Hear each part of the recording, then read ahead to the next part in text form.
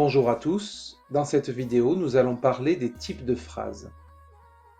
Il existe 4 types de phrases. Les phrases déclaratives, les phrases injonctives, les phrases exclamatives et les phrases interrogatives. L'objectif de cette leçon est d'être capable de les reconnaître et de connaître leurs caractéristiques. Commençons par la phrase déclarative.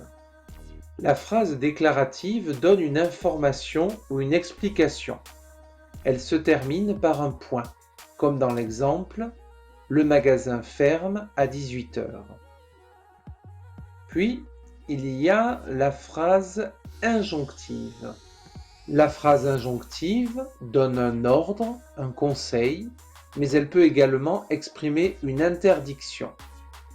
Elle se termine par un point ou par un point d'exclamation. Il existe plusieurs façons de construire une phrase injonctive. Elle peut être construite à l'impératif, ne cours pas. Elle peut également s'exprimer à l'infinitif, ne pas courir. C'est la forme que l'on trouve en général sur les panneaux. Et elle peut, enfin, s'exprimer au futur. Tu ne courras pas. Voyons maintenant le troisième type de phrase, la phrase exclamative. La phrase exclamative exprime une émotion ou un sentiment fort, comme la joie, la colère ou la peur. Elle se termine par un point d'exclamation, comme dans l'exemple suivant. On peut construire une phrase exclamative en la faisant commencer par un mot exclamatif. Quelle belle journée, quel horrible personnage, comme tu es bien habillé. Quel et comme sont des mots exclamatifs. Il en existe bien d'autres. Il peut également arriver que la phrase exclamative soit construite sans verbe, c'est-à-dire que ce soit une phrase non verbale. Par exemple, si je m'écris « Quelle chance !»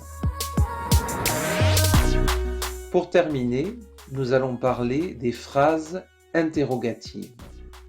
La phrase interrogative pose une question. Elle se termine par un point d'interrogation. Voici un exemple de phrase interrogative. Qui était Homère ?